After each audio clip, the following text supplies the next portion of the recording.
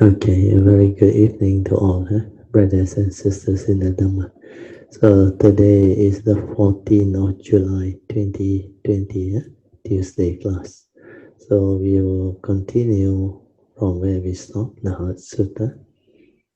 We are at page 140, chapter 26. This chapter 26 is a very good chapter. Just now I had the opportunity to look through a little bit. It talks about, it shares the important Dhamma, understanding thoughts, knowledge, and wisdom. They are all different. So when you have the understanding, you will understand the difference between these three, and they are all very useful in different sense. Thought is useful as a tool for us to use. This is the mental tool. Whereas when it comes to knowledge, it is for our worldly thing. We need knowledge to understand science and technology, to do mechanical things, and we need knowledge for certain expression of the physical things around our society and all those things. So knowledge is useful, but when it comes to memory, we have to separate between psychological memory and useful mechanical memories. Useful mechanical memory is very useful, like to remember where you stay, how you sign your checkbook, your signature and all those things, and also your identity card number. Then later when you travel, your passport and all those things. Then your family members, the loved ones, your friends, your colleagues. So all this need memory. But when it comes to psychological memory, like your phobia, your scars of memory, your insecurity, your very traumatic experiences that you have gone through or experienced, you don't go and accumulate all those type of memory. Yeah, these are psychological memory, and thought is respond to memory. So this psychological memory will bring forth the fear, the worry, the anxiety, the sorrow, the lamentation. Then it will cause you suffering. So it will give rise to wrong thought. So psychological memory, you do not accumulate and share and store, sorry. You can store mechanical memory, yes, those are useful. Factual memory and all this. But when it involves the emotion, the psychological aspect of things, you shouldn't accumulate them. But the brain, being the brain, it will have a memory. But when you have this memory, if you don't attach, you don't cling, you don't hold on to them, then it's just pure memory. Pure memory, it will not cause you much harm. It's just like the computer, random access memory. Where you need to access, you go, retrieve it, use it. And then you will have the understanding not to be hurt by all this psychological memory. But as you meditate, as you go through the transformation of consciousness, what happens? Somebody might not know out. Oh, okay. When you go through the cultivation, when you develop the transformation of consciousness, you will start to understand more and more of this type of thing. Then you will be mindful of all your sleep, even the dreams. The conscious day-to-day activity, the sankhara, then the unconscious plus the subconscious.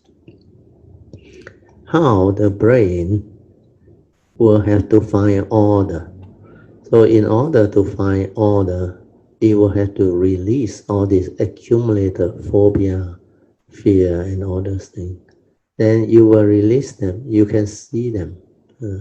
Then when they release them, the depth of consciousness that it go in can be very deep. Then you can really understand a lot of things about the memory, about knowledge, and about the awareness, the consciousness. And that process take a long time. I still remember during the early days when I saw all those things. Then I start to understand how all these things went into the memory. Then how the attachment, then how through the dreams. Sometimes you have not developed the wisdom and the understanding through clear Dhamma understanding to root it out. It keep on repeating. Those dreams keep on repeating. So this is a sign that you have not rooted it out. But these are for cultivators who have gone quite far. Otherwise, you can't understand. So initially, don't worry. Just let things be. Okay, just relax body and mind, and have a suitable posture. The posture can be any posture. You can sit on the floor or on a cushion. You just sit. You find it difficult because of age or physical condition, you can sit on a chair. Whichever posture that is stable, that can allow you to develop the training of the mind to be mindful, to be aware, so that the thought slow down and finally subside. Then through this exercise, you will come to understand what the silent mind is. You will, through your awareness nature, perceive it. You must realize that silence. That is your true mind, your self nature, your awareness within. The awareness nature is the one that can allow you to understand things, to develop the meditation, to awaken. So the four support is designed to help you realize this. The first support is to relax into all mind state, no matter what it is. Just relax into it. If you feel any tension, tightness, or stress with it, or even the heedless thinking or whatever, just relax. Let things be. Don't do anything. Don't try to fight the mental thinking or hindrance. Don't try to suppress or fix it or concentrate or focus. Don't. All these are activity of the thought process. It will lead to thought-based meditation. When your thought is active, you cannot be silent. You cannot be mindful. Awareness is when there is no thought, then naturally you are aware. Always understand, without thought, you are already in the natural state of awareness. When you are aware, there is no thought, just that nature, aware, finish. So we will have our usual half an hour of silent inner awareness based meditation. I will off the light, then you can have your half an hour of meditation. For those who still need to use the skillful means, the mind supreme method, combined method, you can go ahead.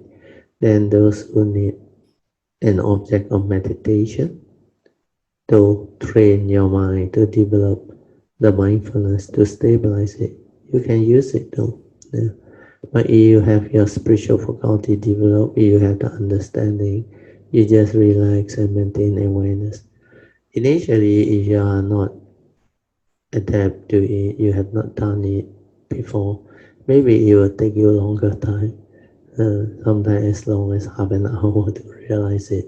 But it's good enough, even you can do it within the half an hour. But most people, after a while, they can settle down very fast. Then those who have the spiritual faculty, within less than a minute or two, they are in that state of silent awareness. Okay. You can slowly, mindfully come out of meditation. Remember, try to maintain whatever mind states that you have developed, the inner awareness, the mindfulness, and the tranquility or peacefulness. These are the mind states that you need to continue with your daily life.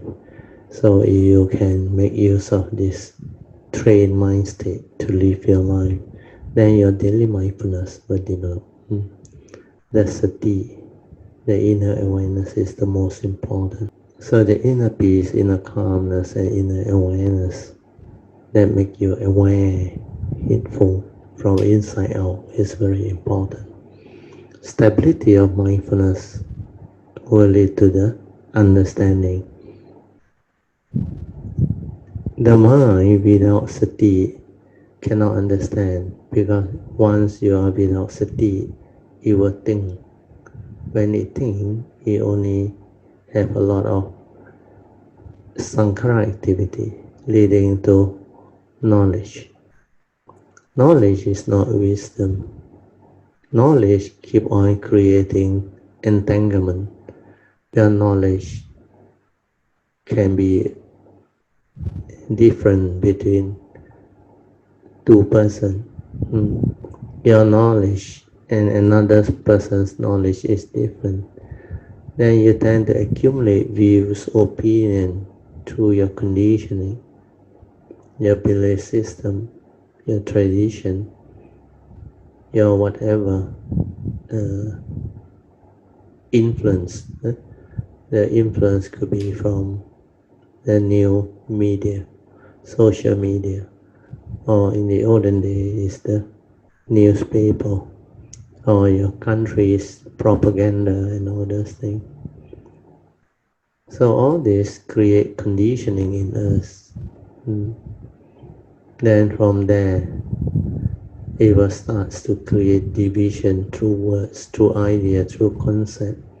That's why when you act according to memory, you create a lot of misunderstanding and division, leading to all the conflict problems that the world has.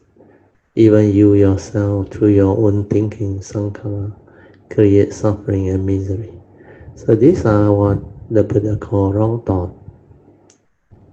Thought that has the evil roots, that make you evil, that develops the fear, the worry, the anxiety, the sorrow, and the lamentation.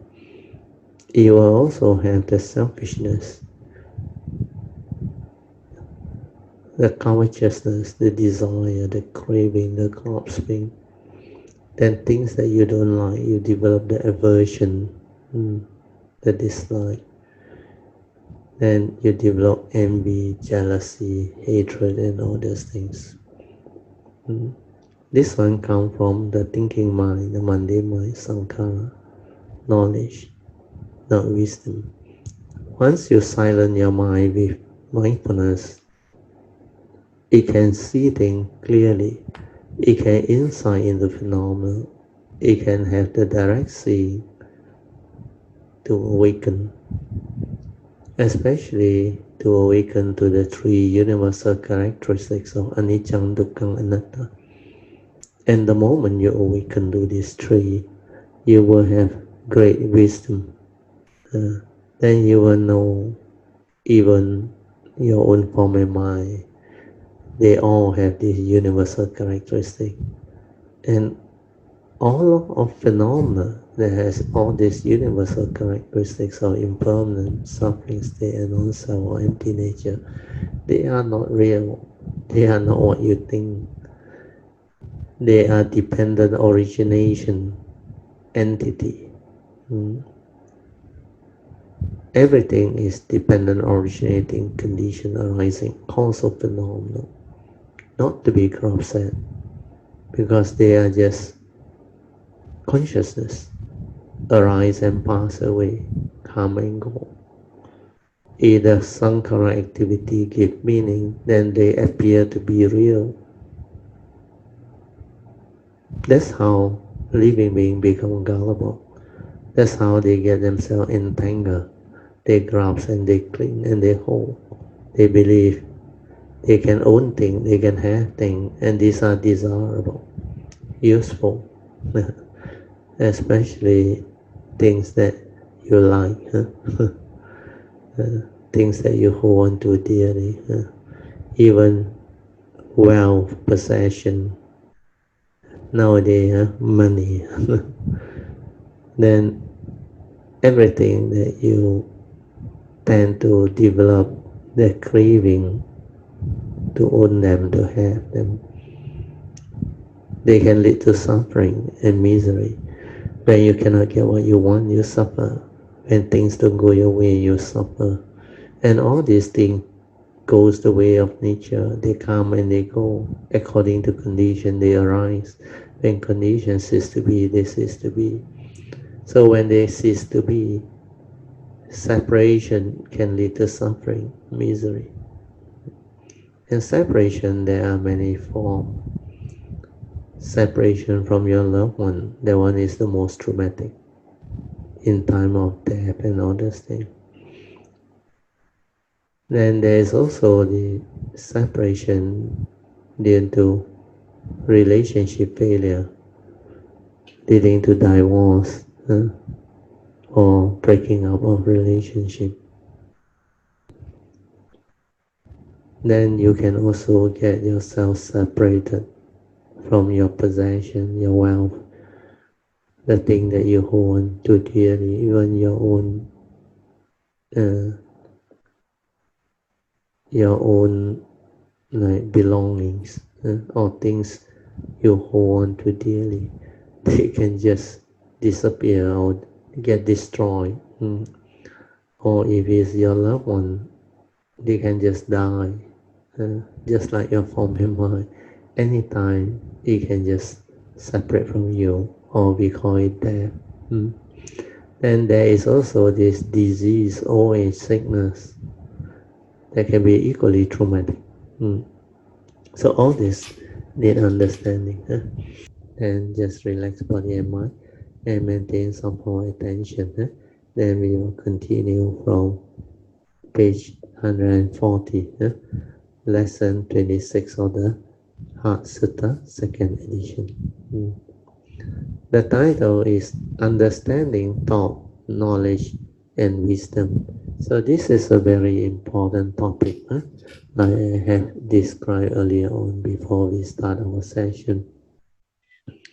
So when you develop the meditation and the understanding, you will know these three things are different, but they are equally important and they have their important usage. So I will start off by sharing with you on the teaching. Clinging to all the teaching or Dhamma, their knowledge or memory is of not much use. So this one you have to bear in mind. Dhamma knowledge is of not much use. And one must instead develop the awakening. You must develop awakening to the truth of the Dhamma. Especially to the three universal characteristics of impermanent, suffering state, and non-self,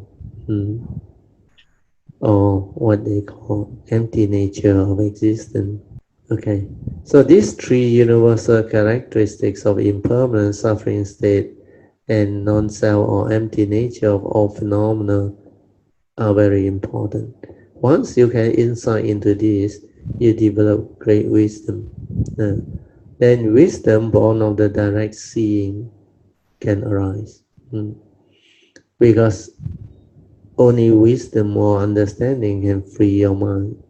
The mind once awakened is no longer deluded, and the understanding is always there. It will not disappear because this understanding, or what the Buddha called yoniso manasikara, wise attention at the moment of sense experience, is not a knowledge. It's a panya, awakening. It's a wisdom. You have to awaken to it, or you have to insight into phenomena through the silent mind to realize the universal characteristic. So the Dhamma, which is like a raft acting as a means to take one across the ocean of suffering. So this one, the analogy is very good as a comparison because the Dhamma, the Tipitaka, it points towards the truth. So it's like a raft to carry you across to the other shore.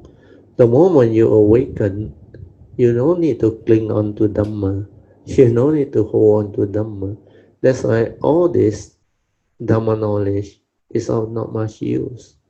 Because the moment you realize the enlightenment, once you reach the other shore, the understanding automatically arises, surface. So you don't have to hold on to that raft or that Dhamma knowledge. No need. Because that wisdom that has awakened or dawned on your nature, because this wisdom that has awakened or arisen will connect to your form and mind. Because the form and mind went through it and awakened, and it will have that understanding. As long as that form and mind exists, it will be connected to the wisdom. Then it will know what is going on. It will not be deluded. It will not be deceived. And everything is just the way it is. So this part is very important. No need to remember anything. I just read this again. The Dhamma is like the raft acting as a means to take one across the ocean of suffering. And once awakened, one must not carry the raft around. Also, one must not mistake the finger pointing at the moon, which is which is analogous with the Dhamma pointing towards the truth as the moon. So you don't make that mistake. The finger pointing at the moon, you can see clearly the finger is the finger, the moon is the moon. You want to realize the moon, you have to graze beyond the finger. That's why the scientists also know. With a telescope, it can assist you to see, but not that clear. So they need to set a spaceship out there through rocket propulsion. Then they have to land the instrument or spaceship on the moon. Some are with human being on it. So the first human being that landed on the moon, that time Neil Armstrong, was quite a great occasion for our planet. It was considered a great success at that time, I think during the 1980s. That time I just graduated. So there was a lot of excitement.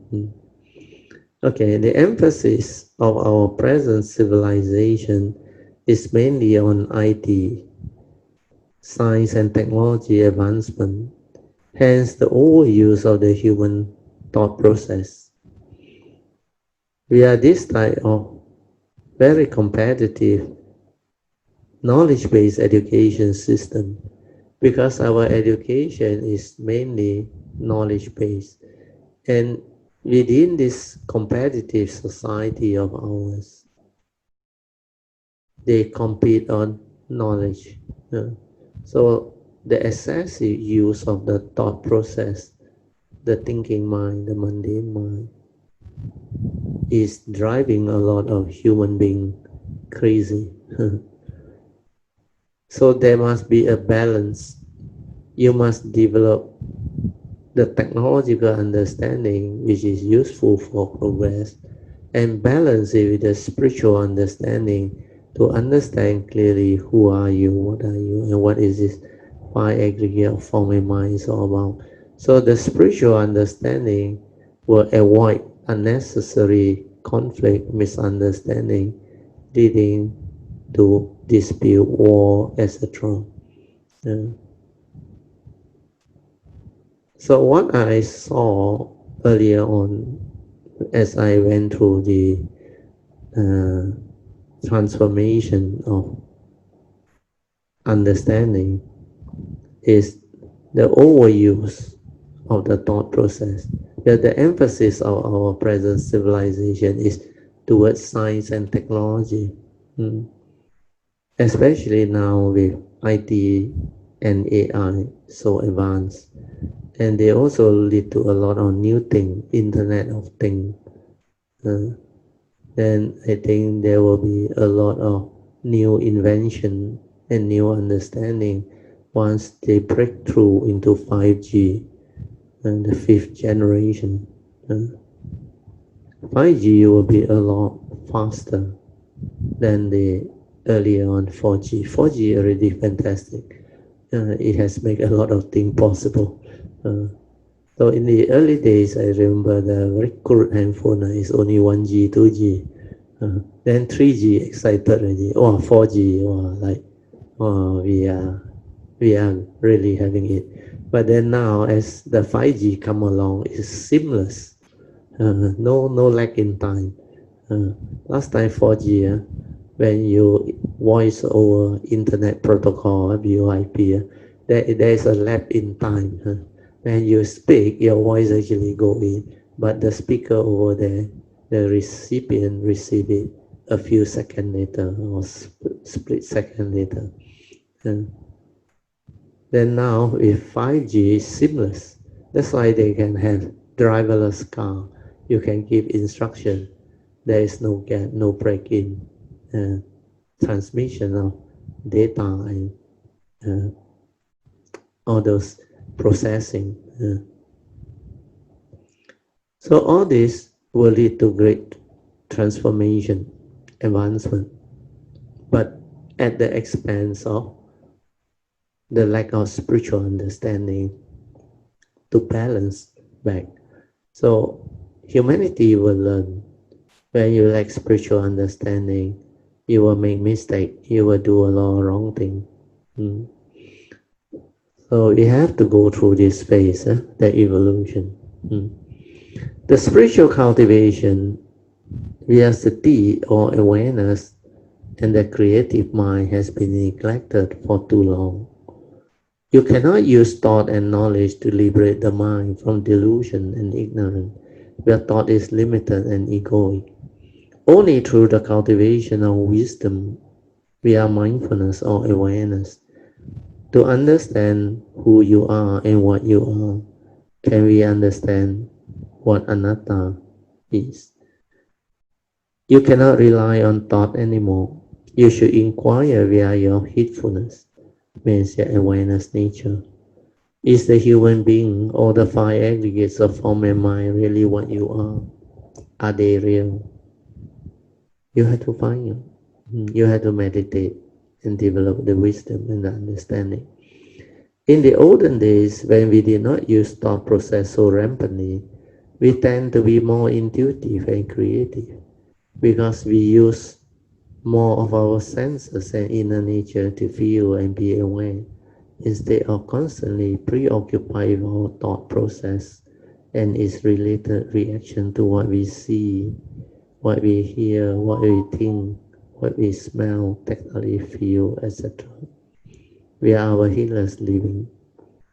But then civilization has evolved over the last few centuries. And the emphasis nowadays is more on education, science and technology, and IT type of education, which is mainly knowledge and thought-based. So we tend to use the thought process more and more to acquire scientific, technological, and IT knowledge. And in the process, we overlook our natural or true mind, or stillness and peace, which is without thought, more creative, and with a lot of clarity within. The moment those who are not yet enlightened use thought from their forehead where their brain is situated, it will cause the mind to stir, hence disrupting its natural state of pure, calm inner awareness and stillness. We therefore need to develop the wisdom to balance our life so that we are not deluded and drawn by the overemphasis on the heedless thinking process to disrupt our spiritual life of awareness based on heedfulness living. Instead of being 90 over percent of the time using the thinking process from our forehead, we should reverse it to only use it when necessary to live life with a silent and clear mind with inner awareness from the heart most of the time. Only then do we know how to live life via our essence of mind or the true mind after realizing the anatta or non-self and empty nature of these five aggregates of form and mind of ours. To develop this understanding of wisdom, we need to develop sati or mindfulness and awareness to reconnect back to our essence of mind. So stay at the heart and be aware from there to live life, have love and be loved. Understand that thoughts are response to memories. So if we maintain our attention at the forehead, then thought will constantly arise. And because of our delusion, thought will create a center, which is the I and the me, or the self-delusion, the Buddha called Sakaya-ditti, thereby conditioning us to act and react heedlessly to sense experience. As wrong thought is always limited and egoic, it will condition our fear, worry, anxiety, selfishness, and emotional negativity. So knowledge binds. Hence the reason why all knowing, which is thought-based knowledge, is not wisdom, and it will become an obstruction to spiritual cultivation. This is the reason why the Pure Land teaching of the Infinite Life Sutra, or they call it the Wuliang Shou Jing, most profound quote is 所知障, 烦恼障. 所知障, the meaning is everything you come to know via memory and knowledge are obstruction, and all fear, worry, and anxiety are obstruction too. We are so used to thought-based living. Thought-based living is very egoic, hence a lot of selfishness and possessiveness. It is motivated by what your thought tells you. Our thoughts are conditioned thinking, conditioned by our by our wrong views and opinion caused by our sakaya-ditti or self-delusion. This conditioned thinking are mainly our habitual tendency that will cause us to deludedly react, hold, and cling or grasp onto a lot of things which we think or believe we can own and possess them, or we can desire and reject them. Before thought, it is just spacious awareness. This part you have to understand before you start to create that thought, the thinking. It is just spacious awareness or the entire oneness. Then the moment we focus or concentrate, thought is being created. We are the input of the content of consciousness, which are our perception, feeling, emotion, thinking, and other activity of mind, etc. within that space. Hence, thought becomes limited because it shrinks the pool of the spacious awareness into a narrow field of focusing. he didn't mute their. Oh, can't hear. Oh, wait, Ananda say can't hear. Yeah, yeah, we have to off the recorder then connect the speaker. Sorry. Testing, testing, testing. Can you hear me now? Oh, okay. So I will repeat just now. This part you have to listen. This one is understanding how you create thought. Before the thought arises, our nature is just spacious awareness, which is the entire oneness. Then the moment we focus or concentrate, thought is being created via the input of the content of consciousness, which are our perception, feeling, emotion, thinking, and other mental activity of the mind, etc. within that space. Hence, thought becomes limited because it shrinks the whole of the spacious awareness into a narrow field of focusing. No focusing implies no thought, and without thought, there is no center of the I and the me. Hence, no one to fear, no one to worry, no one to become anxious, selfish, and emotional, etc., which implies only peace, pure awareness, tranquility, and stillness within. That's why when you are without thought, you are with your true mind, your awareness nature. Your mind is beautiful. Your mind is just beautiful. It's just the peace, the inner peace within, the tranquility, the pure awareness, and the stillness, the clarity. The awareness nature without delusion is your true mind, the essence of mind. This part you may not understand. I will explain later if I have the time.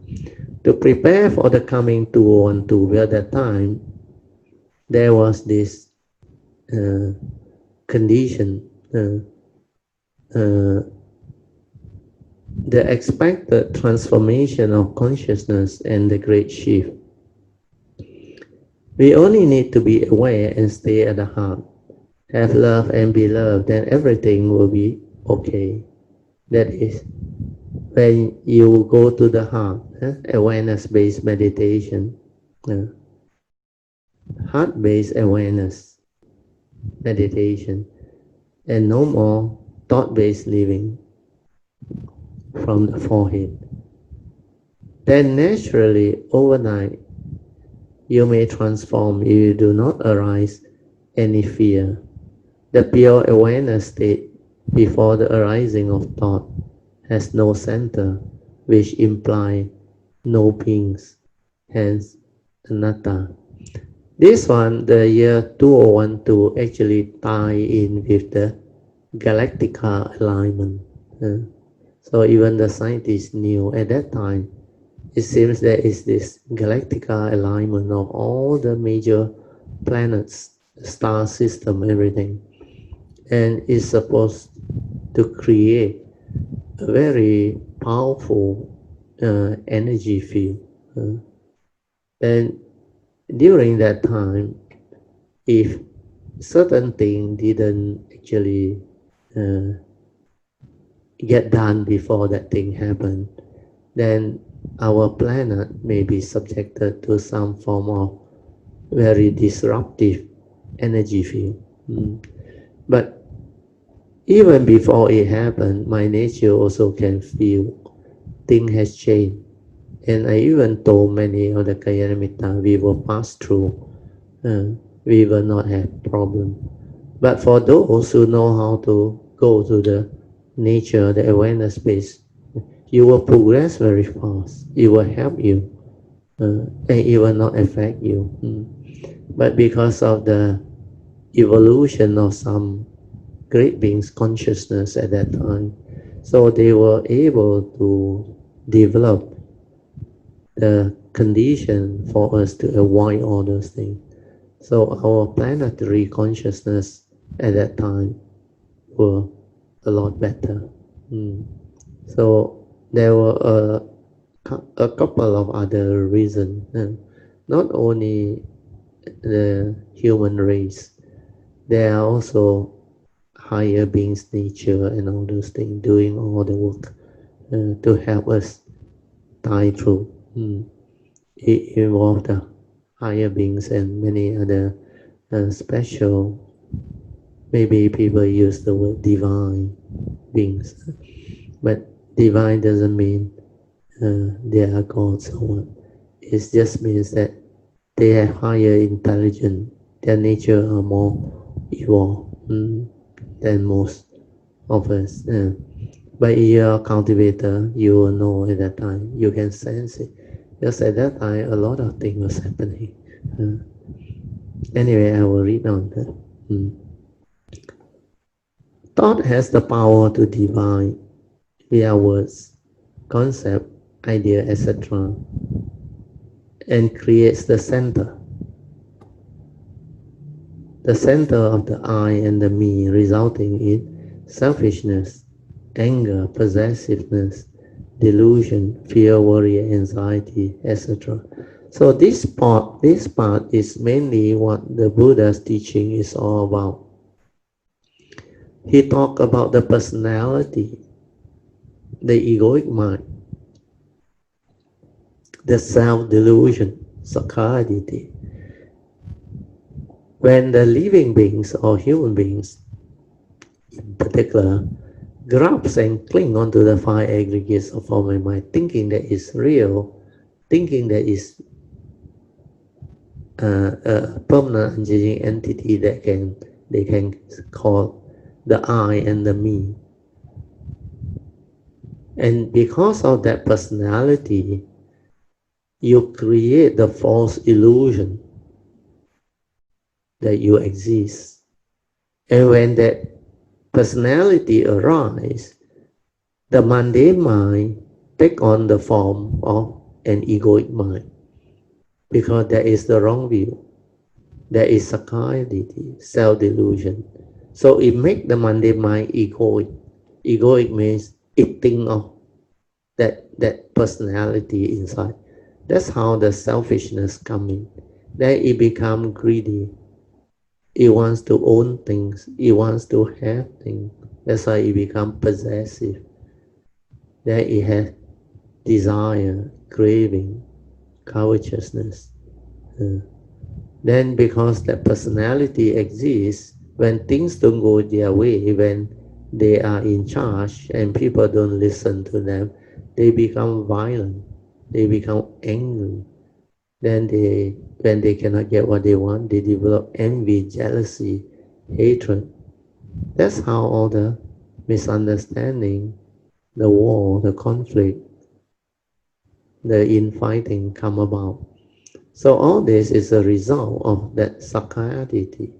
Then because they believe they exist, then when they cannot understand certain things, they develop fear, worry, anxiety. And that is delusion, moha. The Buddha called it moha. So the three evil root is the resultant of this egoic mind, the personality, the self-delusion. So thought is basically the mundane mind, the second aspect of the five aggregate of form and mind. So like I explained just now, how do that self-nature arise the thought, or we call create the thought? Because initially it's just our nature, the spacious awareness, the oneness nature. So that one is just spacious awareness. Then we have the senses. Like when we see something, we hear something, smell, taste, tactile, feel, or think, we need to develop contact of mind at the respective sense organ. That's why if we want to perceive the thing that we want to see outside, maybe take for example the Buddha Rupang, the image. How do you perceive it?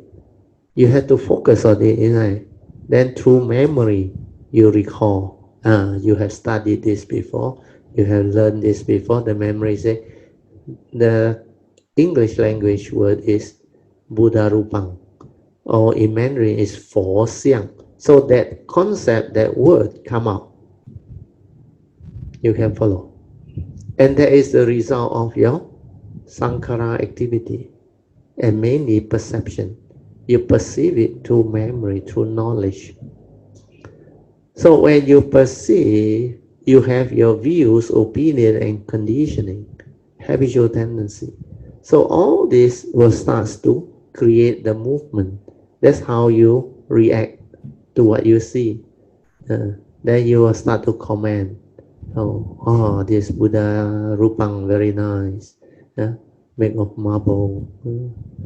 Then all the craving, the desire, then the proliferation of thought.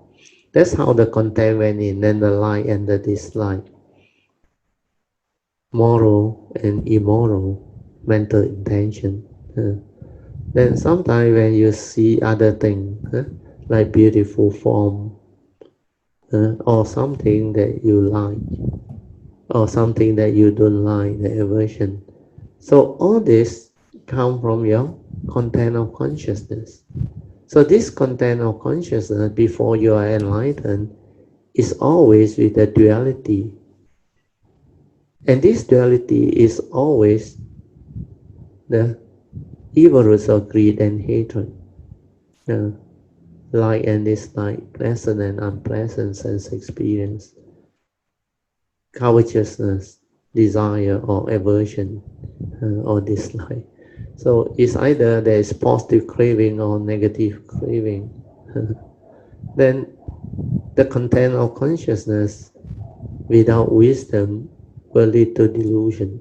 That's why you create a lot of unnecessary wrong thought and all those things. Because you act from that center. That center is called the atta, the delusion of a self. Atta, you think you exist. So that personality, the egoic mind, from there you act. That's why thought is limited. Where from the spacious awareness, you actually focus and zoom into the small space to perceive whatever you want to perceive. It can be whatever you see, whatever you hear, smell, taste, tactile, or in your brain, the thought process, the image, and other things. So you realize that thought process with its content shrink. That's why it's limited. And that one is always egoic without the wisdom. But when you awaken and know all this, then the center melt. The center melt means the egoic mind melt, means that personality, the idea of a me inside cease to be rooted out. That's how the Huineng's second hallmark teaching comes in. When you awaken and realize that there is no mark of a self-cultivation, no mark of others, no marks of Dhamma, living beings, no mark of life, even the teaching, everything. All these are marked within the conditioned world, within the mundane world. So the mundane mind carry a lot of duality and marks, wrong view. But when you awaken, all these marks ceases. So when the mark ceases, the center from which the egoic mind arises, the personality arises to condition the evil root also gone. Then it will have the wisdom to understand, hey no you, hey no me. If hey no you, hey no me, then who is possessive? Who is jealous? Who is unhappy? Who is fearful? Who is doing all this? There is nobody. But the question that will come is because most people, if they don't have the real awakening, the thought will come back and argue and question. Then what is the use of getting enlightened? No one to be enlightened. Then the center also gone. Don't want to own thing, don't want to have thing. Who say don't want? You can own thing, you can have thing, but you are not deluded by it. You don't crave for it, you don't desire for it. You know how it come and how it go. Then you follow nature's law. Then you know the form and mind is subject to karma. You will do your duty. Then there is a karmic nature. That's like the overall understanding is very complicated, very complex. Only a cultivator who really have the understanding can understand. That's how the thing work. There is a karmic nature, there is a spiritual nature, there is a form and mind that is subject to karma, although it's not real, not you. So if you don't have the delusion, the self-delusion, sakkayaditthi, the center will melt. But when the center melt, it doesn't mean that everything is like uh, hey no you, hey no me, then you can simply do things. No, you cannot go to the court and tell the judge, hey, everything is non-self, I didn't kill anybody. Oh, there's an I and you didn't kill anybody. Because the conditioned world is different. All this duality, dhamma, everything, thought process, concept, idea, pertain to the conditioned world. It exists within the conditioned world. So you cannot say, hey no you, hey no me. There is identity. That's why they identify you by name, by your identity card, your passport. Then sometimes they even put in your race, your belief system. Then nowadays they store it in the chip in the card. So they no need to go far to check on you. Then later on with facial recognition is even more powerful. The way you walk, the way you behave.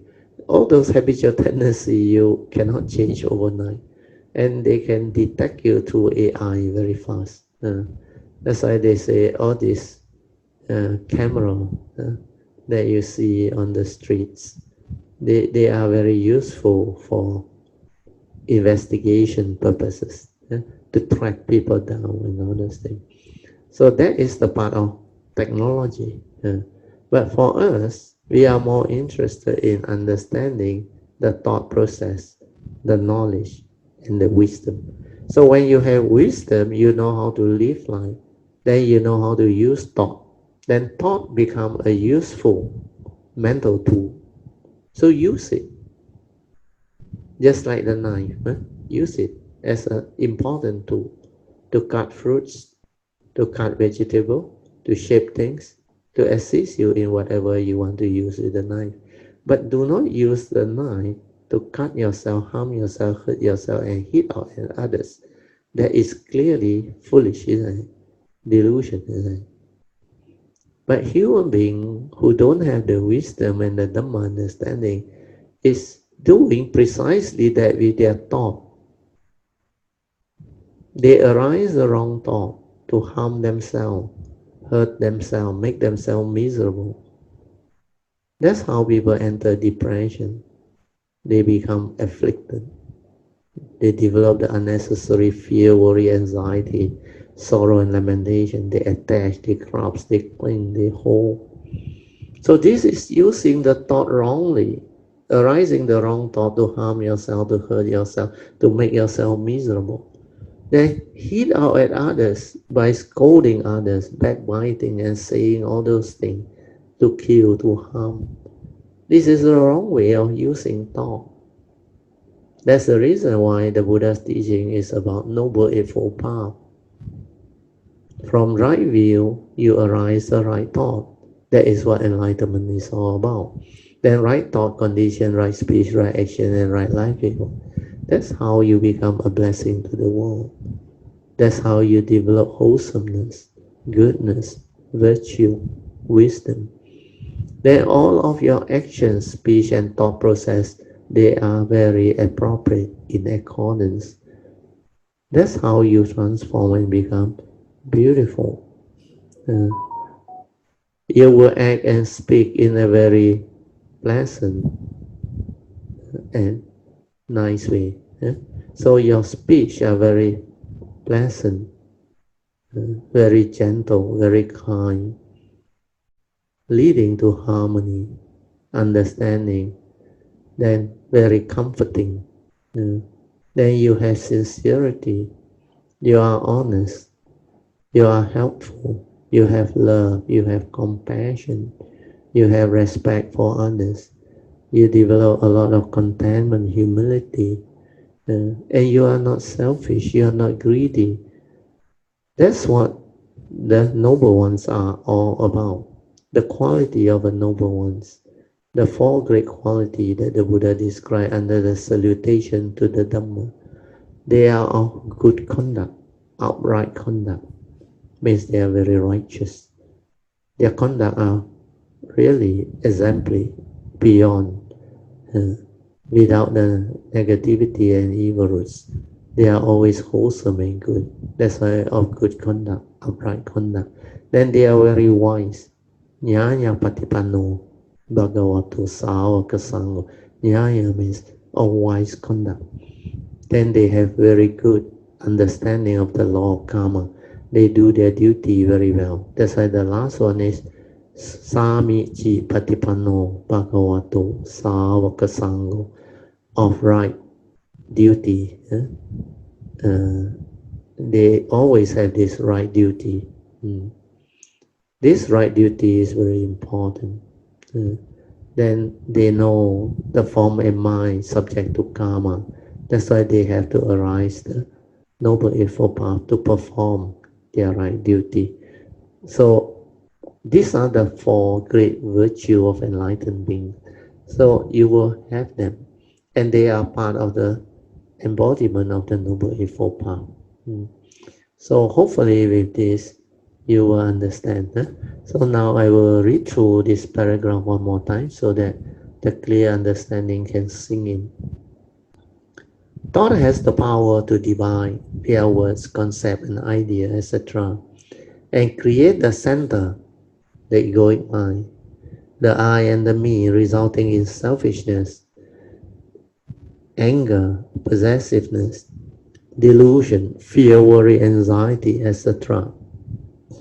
This scarcity or self-delusion will condition us to believe that there is a thinker behind the thought, and that there is an observer and the observed. The moment we awaken to the fact that it is only consciousness, and every sense thought consciousness is naturally arising, or naturally conditioned arising, then this delusion of self will automatically cease to be. That's the reason why you must be very mindful to awaken to insight in the phenomenon, to see all this clearly, that there is no one to see. Like the Buddha say, in the seeing in the seeing, there is only the seeing consciousness, no one to see. In the hearing, it's only that consciousness. There is no entity inside the hearing. No. It's like the physics experiment. Naturally, when the conditions are there, the light bulb lights up. So our senses work the same way. Upon contact of mind, the consciousness with the sense basis, then that light bulb lighting up means you become conscious. If you are at the organ of the eye, EYE, then it's like the seeing consciousness come to be. You can arise that consciousness. You can become conscious of what you see. Then you can become conscious of what you hear, what you smell, what you taste, what you tactile feel and think. That's how it functions, and it's a natural process. If you don't have self-delusion, the egoic mind doesn't come in, and you are just aware, you can experience that. You can really understand that it's just that consciousness when it arises before the content of consciousness going. There is no egoic mind, nothing. It's just like that. Aware, finish. That's the reason why I used to share with you all. Even now, I think Pochin can do it already. You can be at the moment of consciousness, before the perception, before the content of consciousness goes in, to have the pure seeing, the direct seeing, without the words, without the concept. And it can just stop there. Then the mind doesn't move anymore. With the awareness, the wisdom, the understanding has the ability to like freeze that mundane mind. So all this you can develop the understanding when you cultivate it correctly. You need the stability of daily mindfulness, nothing else. Not until your daily mindfulness is very stable, like the Buddha said, ever mindful, heedful, constantly meditative, and then you are destined for enlightenment. The heedful never die. Heedfulness is the path to the deathless. So all these are very clearly explained. So the moment there is delusion, the egoic mind or mundane mind or thought will grasp and cling due to the 12 link or paticca samuppada. There is true ignorance. Contact triggers of mental activity, which includes perception, memory, self-delusion, etc. Then contact, feeling, craving, grasping, becoming, and birth, leading to the whole mass of suffering will arise. So just maintain awareness without thought, then everything will cease to be. Silence your mind, and you will awaken to this truth. That's why I say be with that whatever that arises. May it be fear, worry, or anxiety, or emotion, or even your greed, your lust, your craving. Stay with it and see what happens. It will cease to be. Then you clearly understand that your original mind has none of all this. All these are dependent originating, condition arising phenomena, which is not intrinsic within your nature. That's how you come to understand fear was never you, anger was never you, all of your delusion and craving was never you. These are condition arising entity born of wrong view, sakkayaditthi, ignorance. So see all this clearly in the meditation. Then I will continue. Just maintain awareness without thought. Then everything will cease to be. Silence your mind and you will awaken to this truth. No thought means no center, no ego, no becoming, no fear, no selfishness, etc. That's why stay with the awareness nature.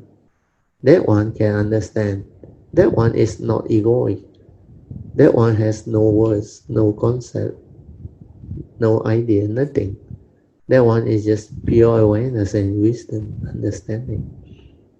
It will know how to act spontaneously. It will not be deceived by the phenomenal world, the delusion born of sakkayaditthi anymore. So the phenomenal world of consciousness and form will fail to have power over that mind that has awakened. Okay, I will read on. Understand how you get yourself entangled with life. We are not understanding the Four Noble Truths. The first Noble Truth explains clearly the reality of life and existence and the final summary of what is dukkha.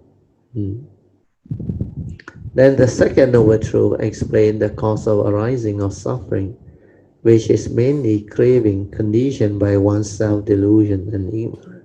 So this one is easy to understand.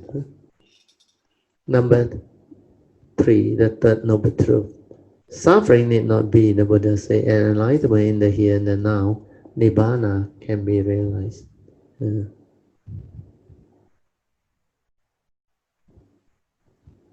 Then the fourth Noble Truth. The Noble Eightfold Path leading to enlightenment and the cessation of all suffering. So this fourth Noble Truth is the meditation as taught by the Buddha, where you meditate to develop wisdom to awaken. And according to the Buddha, under this fourth Noble Truth, he said there is this Noble Eightfold Path. If you cultivate them, it will lead to the end of all suffering. That's why the Noble Eightfold Path is the cultivation, is the meditation. So when you have meditated on the Noble Eightfold Path and developed the understanding and awakening, then you will have the embodiment of this Noble Eightfold Path. When you have the embodiment of the Noble Eightfold Path factor, you know how to live life, you understand life, then you have wisdom, you are incapable of evil. That's how all this cultivation can give rise to awakening, enlightenment in the here and now. Okay? Then we move on 1.2. The beauty of the Noble Truth as a summary of all of life. So question number 1, somebody asked, Bharatiya, can you explain again what you mean by the Buddha was able to summarize all of life, both the mundane and the supramundane, into just 4 simple but very beautiful noble truth, which is the essence of his teaching. And can you also explain which part is mundane and which part is supramundane? So this question is very good. Then I answer the sister. As stated above, the first noble truth of suffering or dukkha clearly explains all the 8 realities of life and existence that cover all aspects of our mundane living and life experiences ranging from birth, old age, sickness, and death, to separation from our loved ones and our prized possession and wealth, etc., and to be with people whom we don't like, not able to get what one desire, or when things don't go our way, or follow our expectation. Then we have the final summary of attachment to the 5 aggregates of form and mind, which is upadana khandhas, as the cause of all suffering. So the Buddha make this summary, the final summary, which is most important. He said, in short, it is due to living beings' self-delusion that condition them to grasp at the 5 aggregate of form and mind, namaru, that I call dukkha or suffering. So this final summary is most important. You have to inquire, why did the Buddha say that? Then how can I understand what he said? Then you have to inquire, what is the 5 aggregate of form and mind? Otherwise I cannot put it to test. I cannot put it to investigation. Where the Buddha said, if I attach to this 5 aggregate of form and mind, I suffer. So I have to understand what this 5 aggregate of form and mind first. That's how I investigated. The book also never write. The book only say Rupa Vedana Sanya Sankara Vijnana. And they don't really explain what this 5 aggregate is all about. And certain book, maybe they know the first aspect. They think the human being that has the 5 aggregate of form and mind is the 5 aggregate. But the second aspect of the 5 aggregate at the mental level, every moment of thought process, the perception is the one that brings the external form into the mind and give rise to the 5 aggregate within the mental perception though. Means every moment of consciousness, whether seeing, hearing, smell, taste, or tactile, or thought consciousness. That one is the second aspect of the 5 aggregate of form and mind. And that is basically your thought process. So this understanding is very important. So when I know the 5 aggregate, I can put to test, I can investigate. So first aspect as a human being, I check. If I grasp and cling to this physical body, rupang, do I suffer?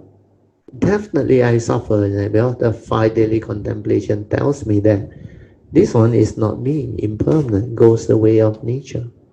If I grasp and cling thinking that it's me, I will suffer because I worry about it getting old, getting sick and die. And this physical body, because it's anatta, non-self, not real, not you, that's why there is no suffering when there is wisdom.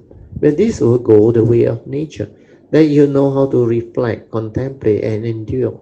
Then your 5 daily contemplation will give rise to the initial wisdom to enable you to accept the reality of this physical body. They make of they consist of just the 4 elements. No knowing. How can it be you? It's definitely go the way of nature, where these are elements. The earth element, the heat element, the wind element. then the water element of cohesion. So these four elements, they go the way of nature, no knowing. So all this you can see, that's why the physical body is definitely not you. Condition arising, cause of now, from the single cell, sperm and ovum, they unite, fertilize, and subdivide and create that subdivision until the embryo, until the fetus, and until the baby is born. Then you grew up, you nurture. So these are the condition arising entity. Then from there, the rebirth consciousness that is trapped inside become more and more sophisticated through life, learning, and conditioning. Then your bundle of memory, views, opinion, and conditioning all become more and more sophisticated and developed as you grew up. Well, this is the environment which you are brought into, and from there you grew up. That's how you receive all this conditioning. Then you develop the accumulation of views, opinion, belief system, tradition. Then you get yourself influenced by the media, the society, the education system, and everything that you come to be exposed to. Nowadays, the internet, the AI, the handphone, and many new things, they have power over living beings. So all this, if you are observant, you are mindful, you can see, you can understand. Then we go to the second aggregate, we test. If I attach to my feeling, do I suffer? Definitely you suffer. Where you only want pleasant feeling, you doesn't want unpleasant feeling. But the reality is, you have the senses, you have the consciousness trapped inside. So if the sense data is nearby, perceivable, you will become conscious of it. So if you don't have the wrong view to react and stir your mind with like and dislike, with the duality and the wrong view, then you will not suffer. You will have the wisdom to accept whatever that arises, the way things are. So you can see things as they are. You can accept the reality of the moment. You can be at peace with all things. So that's how the wisdom that arises can liberate your mind. Then the next aggregate is perception. Everything that you come to perceive, you attach, you cling, you suffer. Like your loved one, your property, your wealth, your house, your car. If you attach, they will separate from you or get damaged, or they will one day die, or injured, then fall sick or disease. So if you hold on to them, you cling on to them, you will suffer. So if you perceive your country as belonging to you, that you are of that nationality, then you will end up with that burden. Because when they attack your country, you will suffer. Then nationality lead to division, conflict, and argument. Even our country, you can see, based on race, religion, so much conflict, misunderstanding, and argument. So they need racial harmony and all those things. But instead, there are more and more polarization happening. So all this is a result of the mundane mind, the human mind, that doesn't have the understanding, that create idea division through words, through concept, through idea. So all these are thought-based, knowledge-based. They create unnecessary division to cause attachment, craving, conflict, misunderstanding. So see all this, and this is part of meditation. Understand all this. Then you know how to overcome them. Then after perception is sankhara. Sankhara means your thinking, your views, your opinion, your conditioning, your belief system. All this create more division and more delusion, more conflict and more argument. Views and opinion already are not to kill humanity. Right? Everyone have their own views and opinion of things, opinion of right and wrong. Then when you bring in religion and race, worse still, nationality, worse still. That's why the world is full of conflict, suffering, misery. So humanity, without wisdom, without the spiritual aspect of understanding, it's very difficult for them to have this understanding to be at peace with each other. The harmony cannot arise unless more and more of humanity, the individual, must change and transform to have this understanding. Otherwise, the consciousness will continue to evolve and become more and more selfish, more and more egoic. Then through this, they develop a lot of problem to the environment. Then the planetary consciousness also will react to it. That's how we have earthquake, disaster, and a lot of natural calamity and all those things. Because once the consciousness become very negative, too much of this evil root, then it will clean itself through calamity, through nature's disaster. That's why it will lead to war, conflict. Then sometimes pandemic also. Then a lot of things, they are all related to the five pancha niyamas. Then when you attach to consciousness, when you are conscious of what you see, what you hear, what you smell, what you taste, what you tactile feel and think, again, you attach and cling, you suffer. So you cannot attach, you cannot cling, you cannot grasp. So the final summary is very true. I tested it, I investigated it in the early day. That's how I came to understand all this. Then I realized, oh, that's the danger of self-delusion, leading to all the wrong thought, the wrong view, leading to all the suffering, the affliction, the entanglement, the disharmony, the misunderstanding.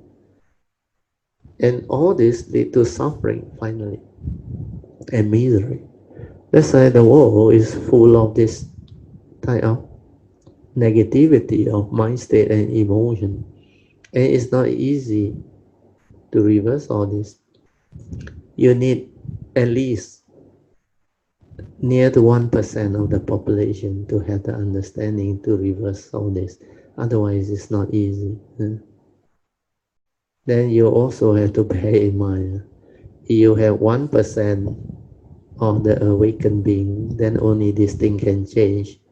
What happens if you got 10% of the negative one? I tell you, that one will create more disaster. Where 1% of the good one can actually turn the whole thing around.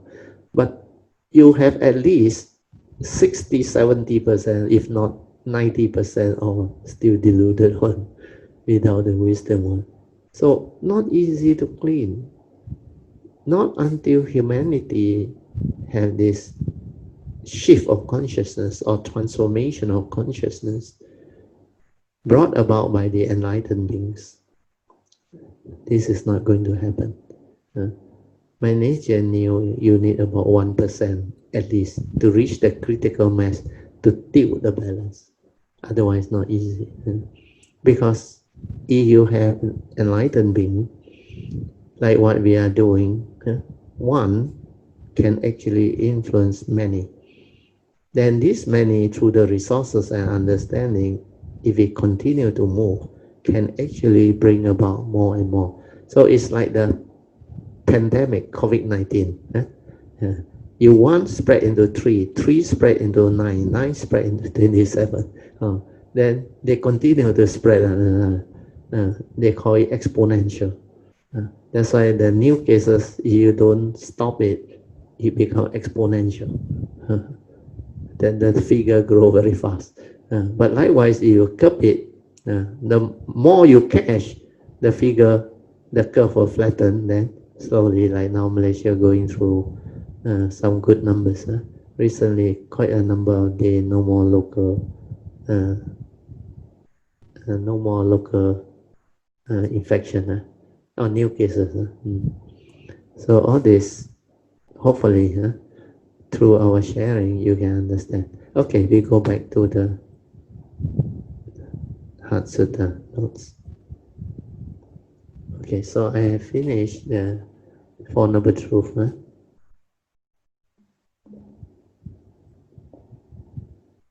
Oh no, I think I will continue to read. Huh? The final summary I have finished. Huh? The Buddha also cautious living beings that if they do not develop the wisdom needed to free their mind before confronting this first noble truth of dukkha, life reality, then they will definitely be afflicted by it and suffering will be the result. So develop this understanding fast so that you know how to develop the understanding to free your mind, not to be afflicted by it. So when you confront this first noble truth, reality, the eight condition, you are not deluded anymore. Then you can be at peace and you need not suffer. Then the third noble truth, which is Nibbana, the enlightenment in the here and now, can be realized. You need the understanding of the first noble truth and the second noble truth. Means essentially, if you know what suffering is, the reality, and you know the cause behind suffering is craving born of self-delusion, then you will know how to reverse it. Then you will develop the mindfulness, the awareness to awaken, so that you are not deluded anymore. So that the Sakayaditi, the center, can be rooted out. And actually, meditation is just that simple. Once you can see it with the mindfulness and awaken, the delusion gone, your mind awaken, you liberate, you become awakened, enlightened, the form of mind. So it's just as simple as that. That's why some of the Zen master, like Master Shen Hua, it's like the flip of the palm. Yeah? Before you enlighten, it is like the moment you enlighten, flip over. Means that switch. The moment you awaken, you become enlightened. That's why enlightenment is not gradual, it's spontaneous, instantaneous. When you awaken, you just awaken. The gradual school one is a delusion. Even in the Sixth Patriarch Platform Sutta, they talk about the two schools, the southern school and the gradual school. The lineage of the Sun Siu, they teach the gradual enlightenment, means the gradual school. Whereas Huining one is the sudden enlightenment.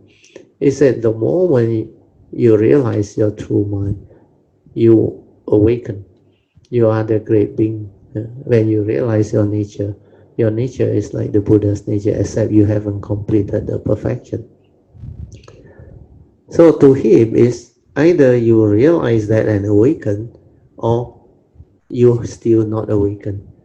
But to the other school, they believe they can slowly cultivate, gradually. Then finally, one day they say, they will awaken. Actually, it's not what is being explained in the book or that tradition. There is no such thing as gradual. But it is very logical. Well, most people will believe, yeah, where can immediate study also take slowly, standard one, primary education, secondary, lower secondary, then upper secondary, then form 6, university. So gradual. But you heard of people express, isn't it? But the thing about enlightenment is, it is not just an education system. Enlightenment means the moment you understand, you awaken, finish. And you have not understood means you are doing the wrong meditation. Not until the day you awaken, all your meditation is still not correct. You can be doing the gradual training, or try this, try that, try everything. Then finally, you no longer hit the obstruction or deviate, and then maybe one day you will fall into the path and you will awaken. Otherwise, if you have not done it correctly, it's almost impossible. It is not easy in that sense because you don't understand. That's why it's not easy. But the moment you understand, it's actually very straightforward, very easy. So understanding and the lack of understanding makes a big difference. Okay, so I will read on.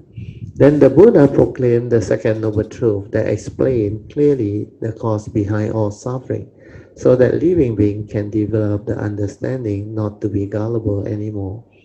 After understanding what suffering is and the cause behind, they will know how to manage their life better, so that they need not have to suffer unnecessarily anymore. Then the Buddha proceed to explain under the third noble truth that suffering need not be if one has the Dhamma or the understanding and the awakening. And there is such a noble truth that talks about the possibility of enlightenment in the here and now, or the realization of Nibbana, which is the enlightenment in the here and now, leading to the cessation of all suffering. This enlightenment or Nibbana is a supramundane realization. Then the Buddha explained how this enlightenment can be realized. We are proclaiming the fourth noble truth that states there is a path leading to the cessation of all suffering, namely the Noble Eightfold Path of right view, right thought, right speech, or right communication, right action, right livelihood, or right living, right effort, right mindfulness, and right samadhi. Once this Noble Eightfold Path has been cultivated, it can lead to the supramundane way of living the noble life of the enlightened one, following the Noble Eightfold Path. The entire Noble Eightfold Path factor within the Noble Eightfold Path, they are all so noble and relevant to life, and they cover all of life, both the mundane and the supramundane aspect. So in order to live life, we must have the understanding of what is life, and to understand what is life, we must have the first path factor of right view, or right understanding with regards to the nature's law that governs life and existence, especially the three great spiritual laws of karma niyama, chitta niyama, and dhamma niyama. Then to live life, we have to use thought. We have to communicate via speech, email, etc. And we also need to act and work to live life. Hence, the importance of having the second to the fifth path factor of right thought, right speech or right communication, right action, and right living cultivated.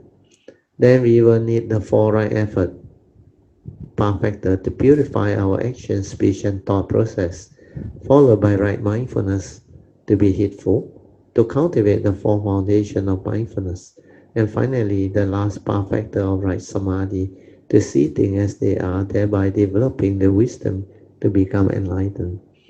So this is also the reason why the Buddha gave the analogy of the handful of leaves at Kosambi to the monk to impress upon them the importance of understanding the Four Noble Truths, which is so essential to live the holy life.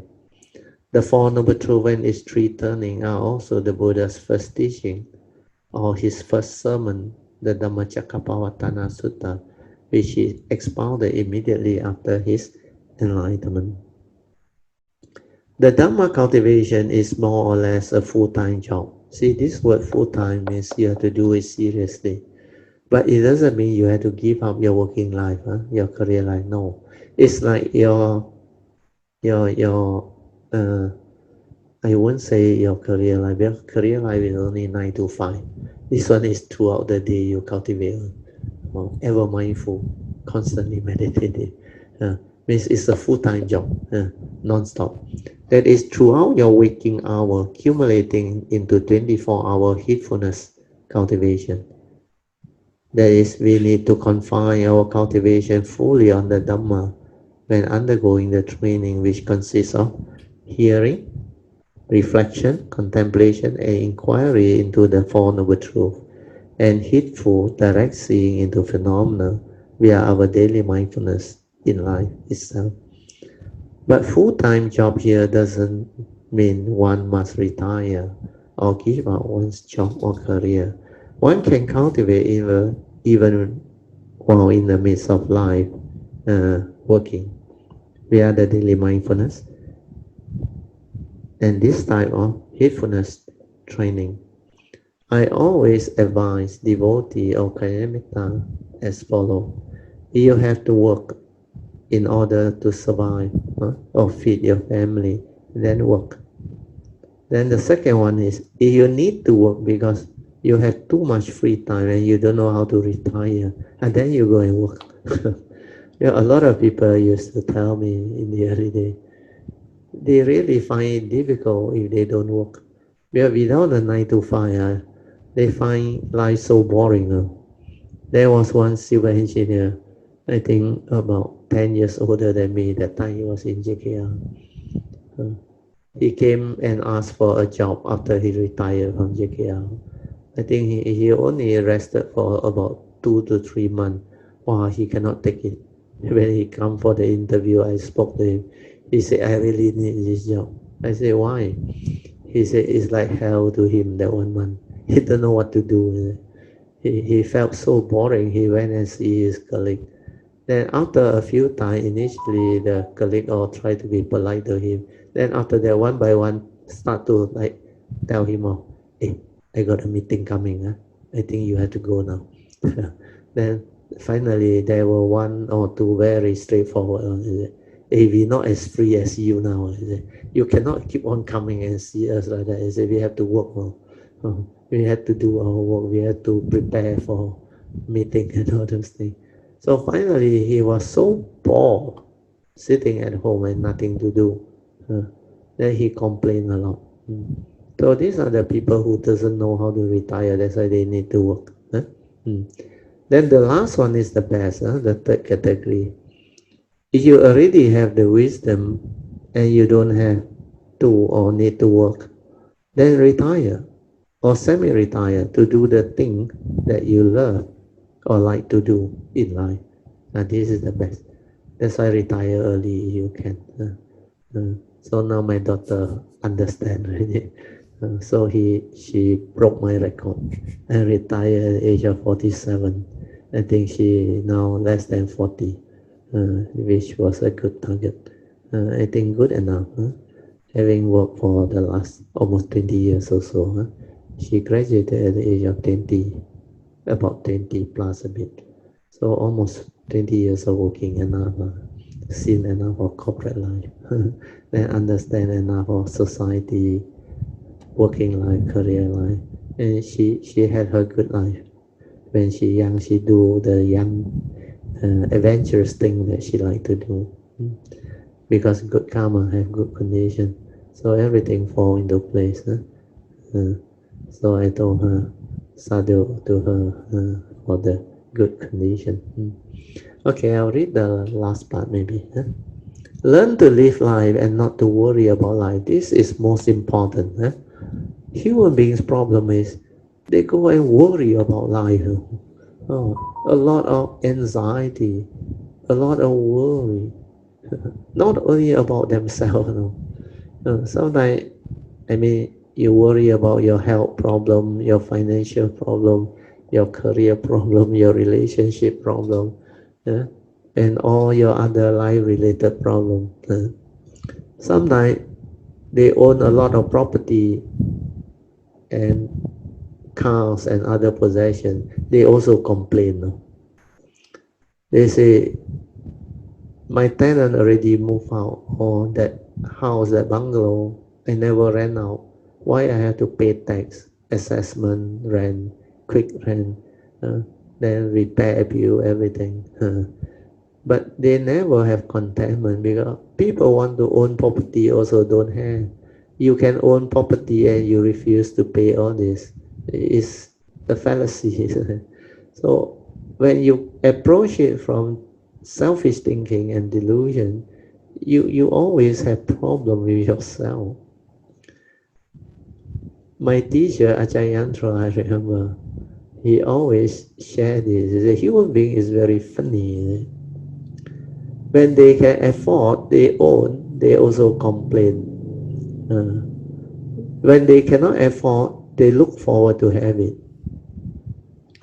So he gave some very good example. That's why I can also share with you with it. When they rent out their property, when the rental coming in is smooth sailing, then everything okay. But sometimes they got argument with the tenant also. Then when the tenant move out, without rental, they also complain. Now no more. Especially this MCO, 6 month moratorium. After the moratorium by the bank, if you have property for rent and you cannot rent it out, you better be careful. September the 1st, you have to start paying your installment again. So don't land yourself into this situation. So have also complain, don't have also complain. And human beings' problem is they are never satisfied.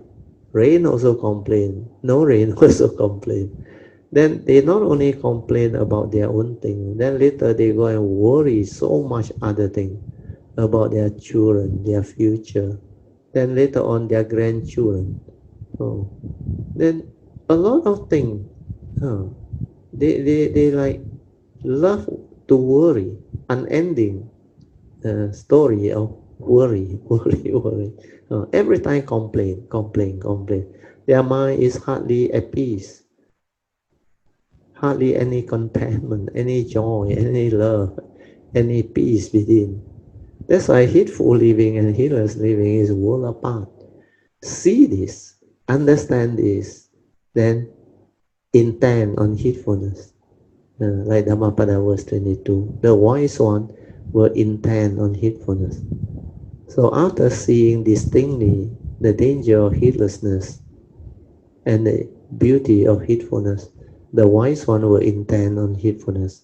And when they do that, they rejoice in the rhyme of the aria, enlightenment in the here and now is guaranteed. So this is very beautiful. So I will read the last part. Learn to live life and not to worry about life. So keep that in mind. To be heedful is to be ever mindful and constantly meditative to realize the Dhamma as taught by the Buddha.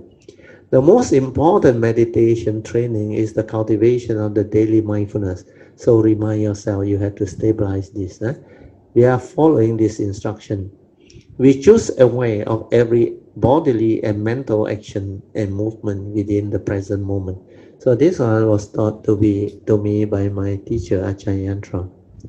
She just told me this, the highest meditation.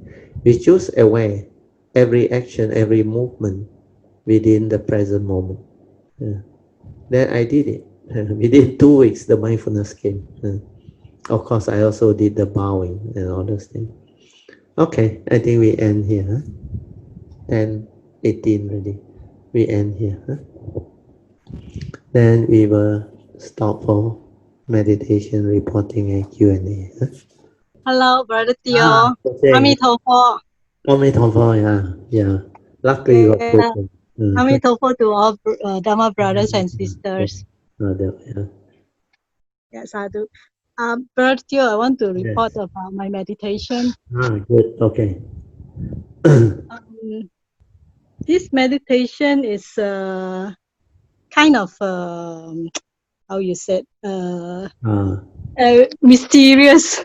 Oh, okay. Good. Sadhu. Okay.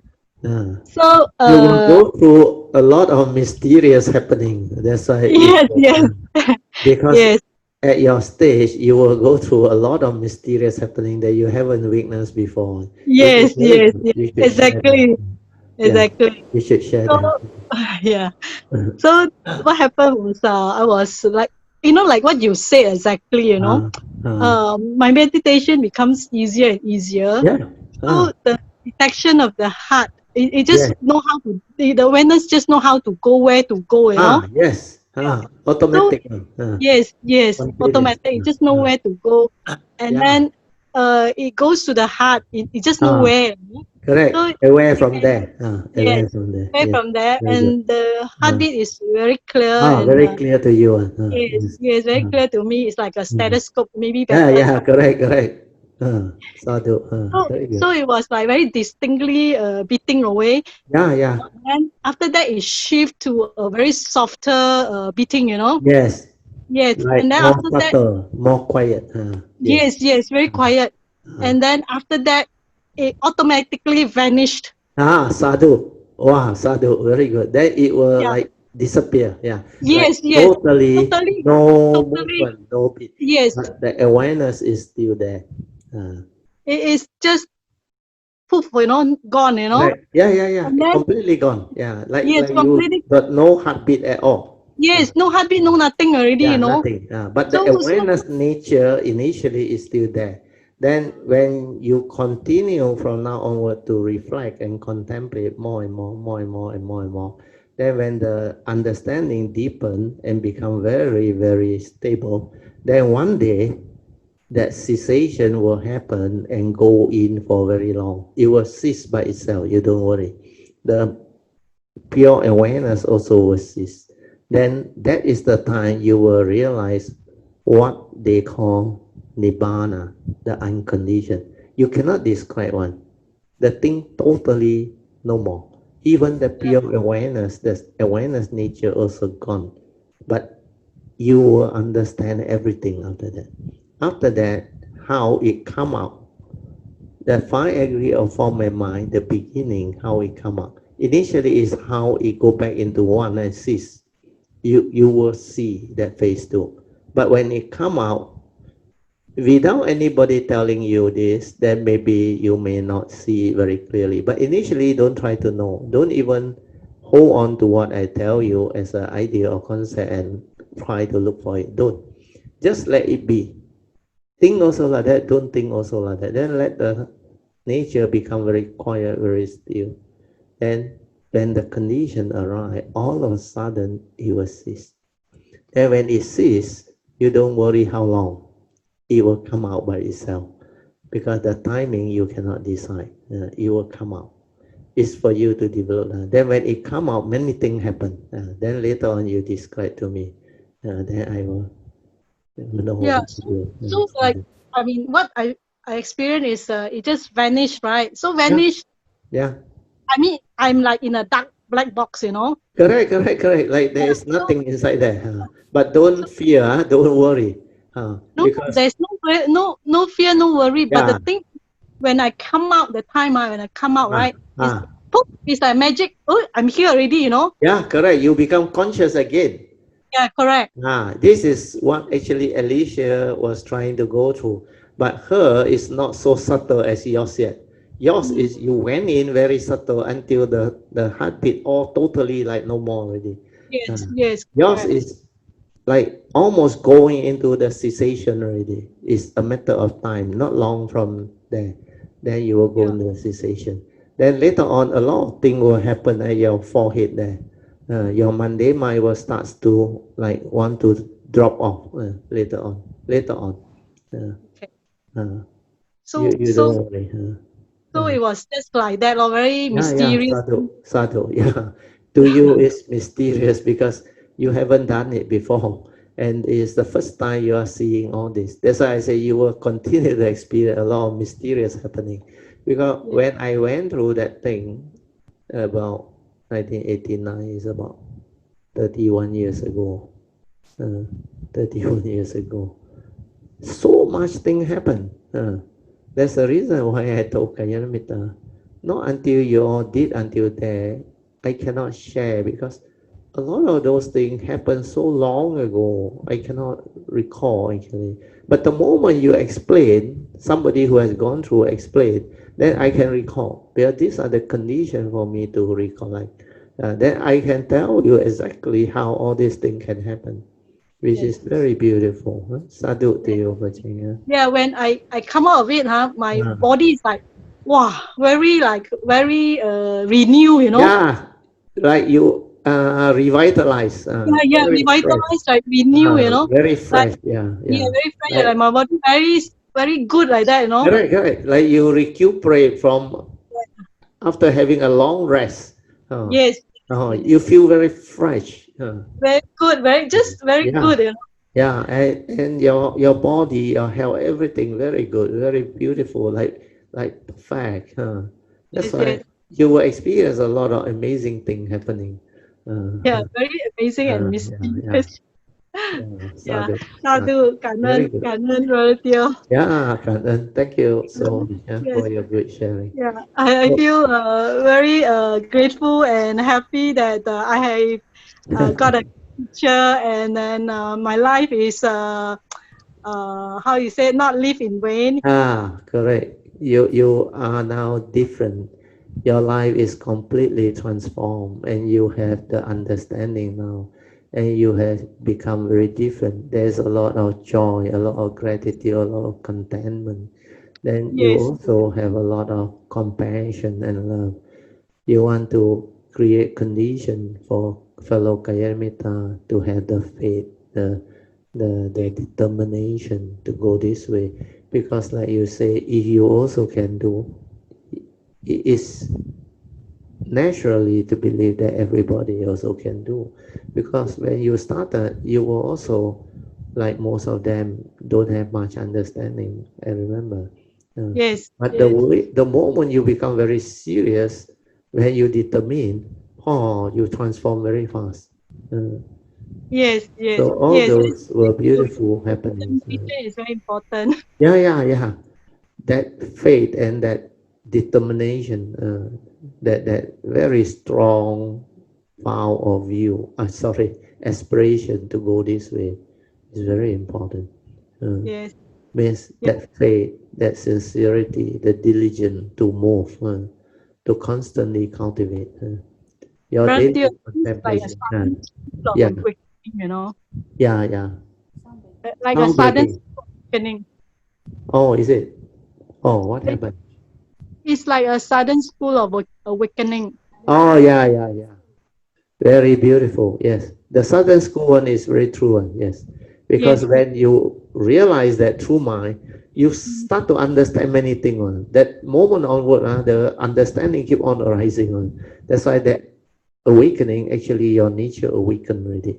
But you need to stabilize all this understanding because you haven't gone through, you haven't experienced them, and you don't know that they are so beautiful and so amazing.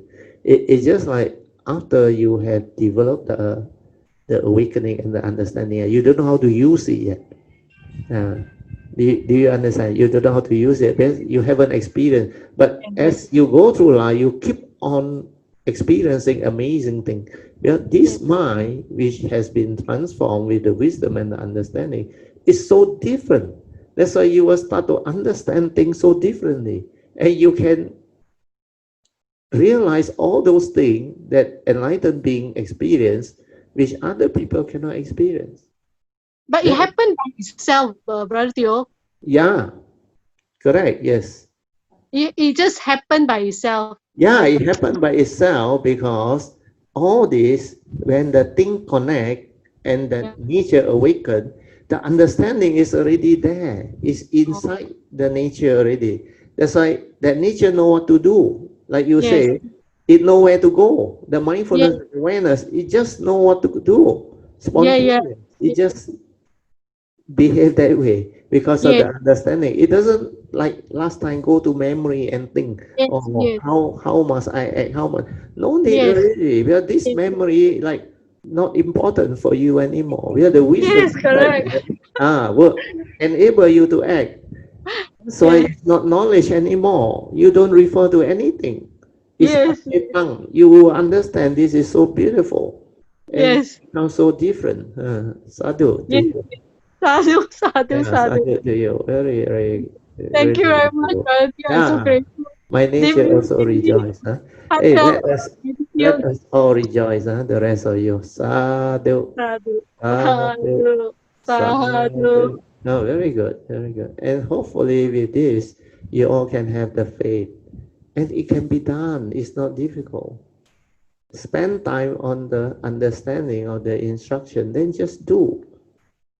Three things: sincerity, faith, and diligently cultivate. The path will be there. The way will be there. You will awaken. Then the bodhisattva vow, very important. Get that right. Make sure you go through it. Then, like my daughter, they all, you can add your own supplementary vow if you have the understanding.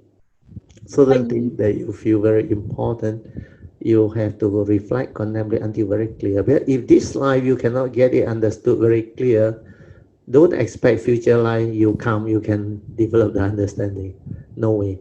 But when you understand it very clear this life, then you determine through your merits, power of merits for causes and conditions for you to have this understanding life after life whenever you come, then the possibility is very high because this understanding that is developed when you invoke power of merit for causes and conditions, it will arise. That's why my nature, this life when it comes, a lot of things I teach you, I never learned this life. Then where do I learn them? I learn them from my past, my spiritual nature. That's why when I come, my vow, everything, all those, they are there. I inherit them. Then they just manifest. Uh, then that Bodhi mind that has been developed and planted so deeply, it will nurture and it will flower. And it will have that understanding, the ability to do all this. That's the beauty of the Buddha Dhamma, the cultivation of the Bodhisattva way. It's not the ordinary sainthood way. Sainthood way, you can never understand or experience all these things. That's why it's very different. Very good, so brother. Yeah. so right Okay. there Yeah. question. So meaning that in the my past cultivation, I have already in my so-called spiritual nature this understanding No, no, that no. Yours is different. Yours is because after you have the condition, then you connect. But once you uh, connect, because you are so lucky during this sasana with all this understanding I already share, that's why you can immediately understand very fast. Because your mind has transformed. And you can understand what I say very fast on. That's why I say when you read the Hatha again, it's different. So you must actually, what you should do now is to go through the Hatha to continue with your cultivation until it's stabilized, until very stable. Then you continue to do your Bodhisattva vow. Then you can add in new understanding or supplementary vow. Very likely you have your past affinity with my nature and the great being's nature. That's why this life you can have the condition to connect. And when you connect, it's because of your faith. Without your faith, your determination, the thing that you share with us, that you follow exactly what I told you. And if you really do that, not only you, anybody who don't have the past also they can do it. Because this era is different, the sasana is different, the consciousness is very different. Our kayamita consciousness is very strong. Yeah. And my nature's consciousness is also very different. Yeah. People who have the faith that can tap and benefit will know. Yeah. That's why you will know, you will understand. Because when you go through that and when you connect, the thing just move inside you because you are sincere. And my nature does not discriminate.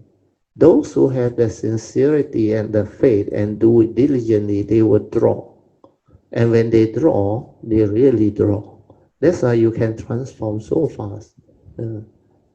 So far, you are the one. sadhu, sadhu, sadhu. Sadhu, I sadhu, rejoice sadhu. with your Yeah. sadhu, My sadhu, nature sadhu. too. Sadhu. So remember what I share with you today. Then it will actually help you more. Then it will give faith to other Kayamita too. And it's not difficult. But if you have done it correctly, like what Pocheng went through, it's a matter of a few months only during this MCO. And so many amazing things happen. But of course, before that, she did her own cultivation, the bowing and all those things. You have actually activated your heart area before that. Otherwise, not so fast. That faith help you a lot. Then the determination, because Brother, I uh, also take the Bodhisattva vow yeah, that one in also help you a lot. 2017, 2018. Yeah, correct. Then Sadhu. I also follow your advice. I Ah, do it for 108 days. oh, Every, sadhu. Very then good. yes, so that I'm kind of like stabilize the Yeah, understanding. that one Yeah, is very important. yes, I Sadhu. also did that. Then I also do it on a regular basis. Yeah, because of your faith, the Marana Nusati, you contemplation on death, that one help you a lot. The urgency of cultivation and all those things. Yes, yes. That that Mm. that also kind of pushed me very hard. Yeah, Yeah, and your and daily religious routine, that one most important because you really do it. That's how your daily mindfulness come. Mm. correct, correct. But like what you said, the daily mindfulness is very, Yeah, very very important. Very important. That one yes, is number one, most important. Mm. yes, yes. Uh, Sadhu, sadhu, Sadhu, sadhu, sadhu, sadhu. So my nature rejoice again. So sadhu, sadhu, sadhu, sadhu, sadhu. Thank sadhu. you so much. So 10:38. Okay. Anything else, Pocheng? No, I just want to say my deepest heartfelt gratitude to Brother Teo. Okay, sadhu. Yeah, for all your My guidance nature and also rejoice. Also, uh, thank your good nature. Your good nature also your past karmic affinity with all the great beings' nature, together yes, with whatever you have developed through your own cultivation. All these are the causes and conditions that resulted in what you are reaping today. Then very likely in the past there are many encounters and affinity that you have with my nature too. Otherwise, you cannot understand all this so fast. Sadhu yes. to you. Yeah. Sadhu, sadhu, sadhu. Okay, thank you so much. I shall share my meditation next time, maybe. You should. You should describe exactly how you do it now. No need to add anything. Then I will know. My nature can guide you along. But that day, Sister Sui did help me some on that. So you want to report? Yeah, you can report now. How did you start your meditation just now? That half an hour. Just now I start my meditation by sitting straight. That's why I have that chair. Okay. Sitting straight, what do you do? No, I mean as in, but generally I'm like because I don't have any like things that arise up. So that's the thing. I don't know. Okay. Based on that, you listen. The instruction to you is what? Relax, aware. Did you do that? So simple. I'm relaxing, very relaxed actually. So I'm indeed. How do you relax? Slowly. We take it one step at a time. How do you relax? How do I relax? Just sit and just breathing, and I can hear my breathing, so called. So that's my breathing sounded very good. Did you check whether you got any tension or stress within, or can you feel something tight inside you? Definitely you are not relaxed. If you are relaxed, you will go into the meditative state very fast. Relax means at ease, no thought, nothing. If you got a lot of thought, you are not relaxed. You think a lot. You understand? And you're supposed to relax, aware, and don't do anything. Are you doing that? Because meditation is about understanding the instruction to do it correctly. Otherwise, you will be forever doing it wrongly. Do you know what you are doing or not? I heard from Sui, he told me roughly a little bit about what you do. Because you tell her you don't feel anything. That is not meditation. Because you expect to look for things. That is not meditation. The real meditation, the instruction is very simple. Relax, at ease. Don't try to know. Don't try to do. Then just maintain awareness. Very simple. That's why don't try to know. Don't try to do anything. Don't try to look for anything. Okay. Then just allow the mind to settle down. So simple. But okay. You know Mandarin or not? Yes, yes. 什么都不用做，可以吗？就是不做，然后他就好像睡着，要睡，但是睡的时候。Initially, you will sleep. But I will. No, you don't worry. You listen. You don't try to tell me what your thought is trying to tell you or tell me. Yeah, your thought is trying to think of answer to answer me. You will never learn.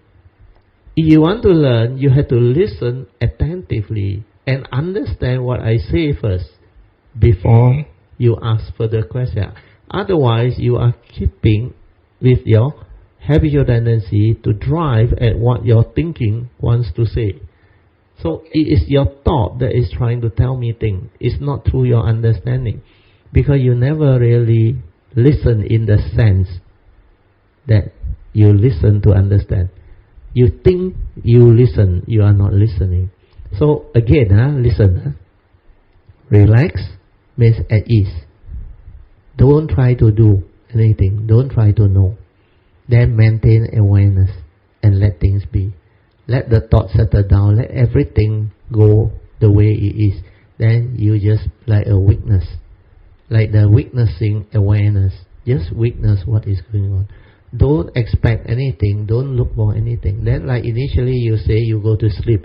Because you are still within that mind state that is so conditioned and you hardly aware. That's why when you relax, you will go to sleep on. Because you cannot maintain awareness. So that is the first thing that you have to understand. And the reason why you are like that is your faith is not strong. Your spiritual faculties are not strong. Your daily mindfulness training is not there at all. Otherwise, you will be able to be in a much better meditative mind state. Even Jayanta will do better than you because he determined and he did quite a bit. So for you, you tend to be more talkative and playful. I don't mind I say that. Huh? You don't mind? I never meditate actually. See? That's the reason why you cannot settle down. So the mental hindrance are there because you seldom do. You like to discuss things, share your idea, your view, but you are not seriously doing it. So when you're seriously doing it, meditation is very simple. Did you follow instruction? Means you must meditate with understanding. Means you must understand what is meditation. So I say already, just relax, maintain awareness and let the things settle down. So that you don't have to go through method, technique and all the skillful means. Otherwise you have to go through all those things. Then develop the daily mindfulness. All this you have to do. Then cultivate the puja, means develop the faith and all those things. So the spiritual faculty will come about if you have faith. When you do your puja every morning before you go about doing your thing, when you wake up, pay respect. Then if you need to wash up, clean up, do your whatever nature's called, then after that you can meditate for a while, silence your mind. Meditate means relax, maintain awareness, silence your mind. Then if you cannot calm down immediately, do some chanting.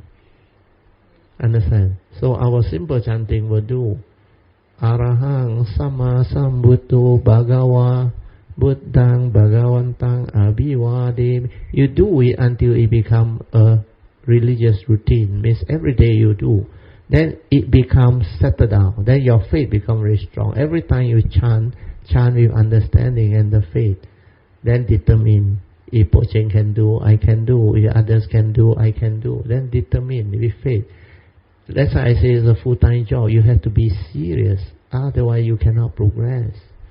So a lot of things you should determine to learn. Then put in the necessary diligence to cultivate.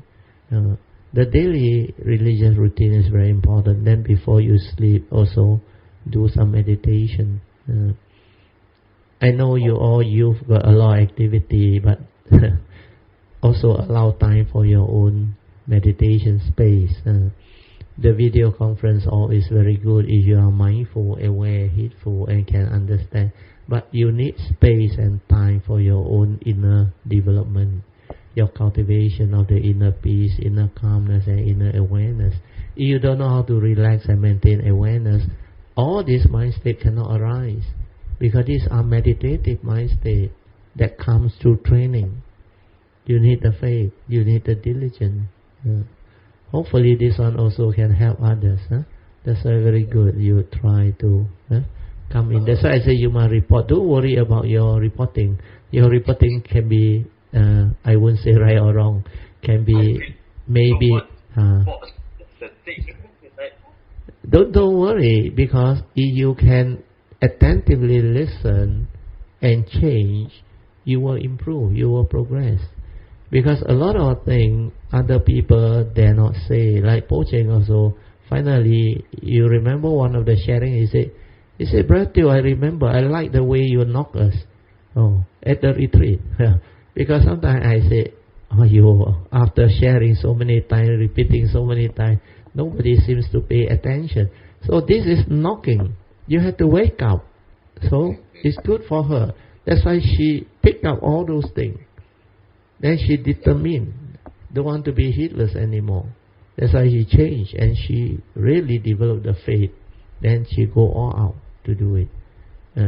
That's why I say it's a full-time job. It's not a joke, that word. Full-time doesn't mean you have to give up working, no. But 24-hour cultivation, finally. Initially, it's your waking moment, when you are awake, conscious. During the waking moment, develop your daily religious routine, maintain mindfulness. All the daily activity, the puja, the meditation, the chanting, everything. Then daily mindfulness. Then after that, cultivate spiritual faculty, listen to Dhamma, reflect, contemplate, first turning, second turning, then daily mindfulness to insight into phenomena, to awaken. So all this is very important. If you do it continuously, maybe in a matter of a few months, you become very different. And you can really have a lot of joy after that. Like Pocheng now, so different. And you all can witness. Because when she came in the early 2016-17, she doesn't know anything actually. She knows next to nothing as far as Dhamma is concerned. A lot of words are very new to her, especially the Theravada teaching. She only exposed to a bit of, I think, Mahayana tradition, but not much. Then she picked up very fast, and now she can understand so deeply, so beautifully. So we should all take the cue from her and develop the faith and really strive on with diligence. She is trying to help many Kalyanamitas to develop the faith and the understanding. Okay? Thank you, Brother. Sadhu. So, okay, I think we should end. Yes, almost 11 o'clock already. Okay, good night. Sayonara. We finally rejoice one last time to all the people who share. Sadhu, sadhu, sadhu. Ananda, you can do it. Yeah, you can do it. That Pocheng give you confidence. Sadhu. Ananda, you can do it. That's all. You got so much encouragement. You should not disappoint Pocheng. Sadhu. Yeah, sadhu. Thank you. Okay, good night. Have a good rest. Sadhu.